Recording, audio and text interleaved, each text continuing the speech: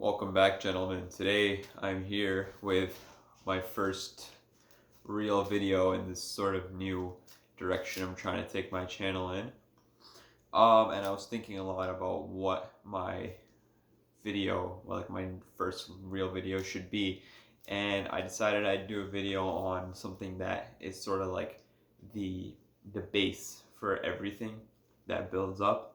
So the video is on how to start good habits and stop bad habits. Now, this is something that I've really struggled with in the past and still do today, actually.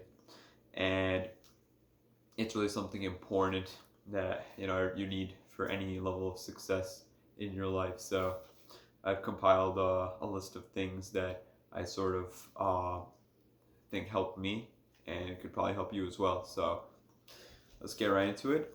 So the number one thing you need to always know if you're, or the number one thing you want to sort of have in your mind is why you want to start this habit or why you want to stop this habit. If you don't know the why, then everything else comes crumbling down. Ask yourself what it is.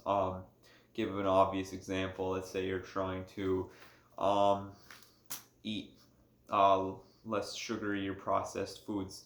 You ask yourself, why am I doing that? It's a pretty simple why. Because you don't want to be fat, you want to be healthy, you want to lose weight, you want to be strong, um, you want to look good. Those are all good. But it should be something that comes from within rather than external, I think. If it's something more internal, like something that no matter what happens, you'll always want that and you always stick with it. That's when the habit's going to be sort of developed, because now you have a definitive why and you won't stray from it, because no matter what happens, no matter how many times you relapse, you'll still be back on track since you have a why. So that's definitely really important. Why you want to accomplish what you want to accomplish with that habit, or what are you trying to accomplish by doing the habit. Um, and the next thing that's really important is to find what works for you. Now, you want to always, in the beginning especially, track whatever the habit is. I use an app. It's called Looper Habit Tracker, I believe. It's on Android. There's probably a lot of equivalents in iOS and as well as Android too. You could find, but essentially, you can also do this on calendar or a planner.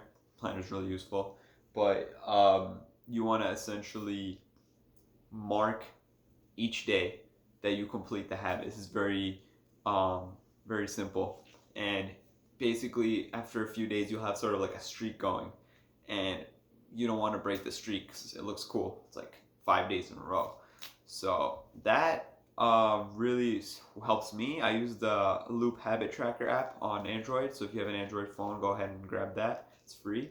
And the great thing about that app is you actually can personalize a reminder so you won't stray, since every day you'll get a set reminder that's personalized. You can write it yourself, and it really works really well. You can use a journal, you can use your phone, whatever, your calendar, whatever works. Just do that, write it down. Make sure you're writing it down or marking it somewhere, or there's some sort of I can't think of the word, but there's some sort of accountability there. There you go, on your own end. That way that so that you don't slip up. Um, Next up, really important as well. You want to start slow and you want to start small. This seems counterproductive at first, but then you realize I've seen a lot of people say they're gonna do all this crazy stuff. They're gonna start a business. They're gonna do all this stuff. They're gonna start a clothing brand. They're gonna go to the gym 6 days a week. They're gonna do all this stuff, and after a month you ask them how's it going, they just completely forgot about it. They're at home watching Netflix, binge watching porn, eating snacks. They don't care anymore. um, so make sure you start slow, make sure you start small. Once you have your why, that's when you can move towards it. If you're trying to do anything, start small, start slow. Don't just jump into it head on and um, have like 60 habits or something. Don't do that. So for example, let's say you're trying to establish a reading habit, which I do want to make a separate video about. But read just one page a day. Just one page. That's it. Don't read more, don't read less. Actually, no, you can read more.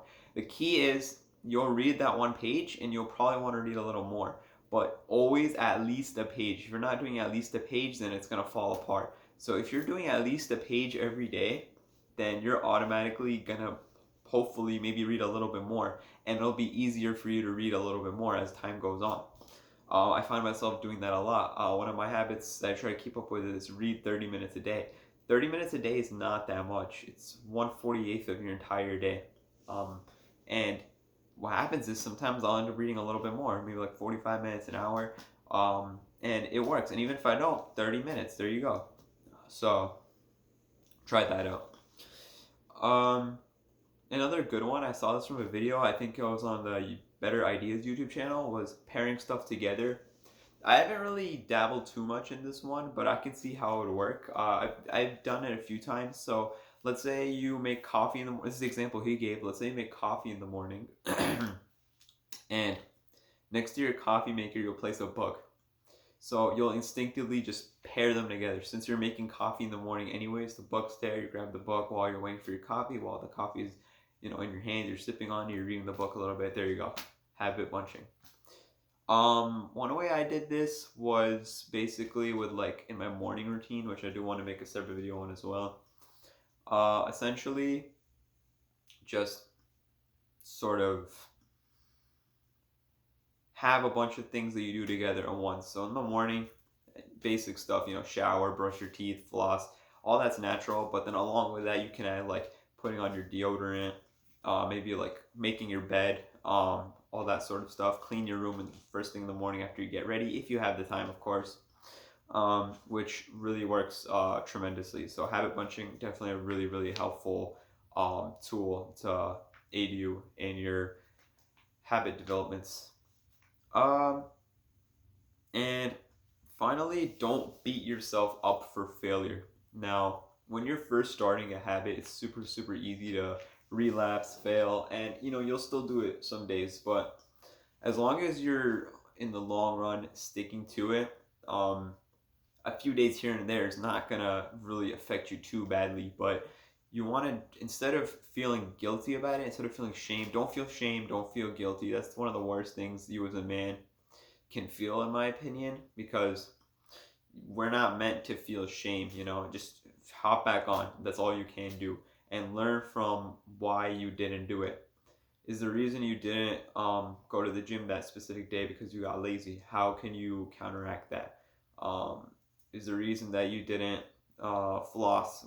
Just stuff like that. Just ask yourself why you didn't do it, and then next time try to be better and write down what made you not continue. So that way you sort of have like this journal of everything that stops you from accomplishing what you want each day. And I want to end off with this quote from Jordan Peterson. Although I don't think it's Jordan Peterson's quote, but he said it a few times, so it really resonated with me from him. So I just associate it with him automatically. It's your life today is the sum of your habits. Now, really, that is super profound, because if you think about it, it really is. All your success is a result of your habits. All your failure is a result of your habits. Everything you've done up until this point is a result of your habits. Literally everything. Any successful person, any not successful person, your habits are literally what define you, and it's super, super important that you make sure that whatever they are, they're good, because your habits define who you are as a man. So it's super, super important that we as men stick to developing good habits and avoiding bad habits. And yeah, that's pretty much it. Let me know if you guys have any other tips on how to develop good habits, how to stop bad habits, and what are some ways that helped you. I'd love to hear. So thanks for watching. Peace out.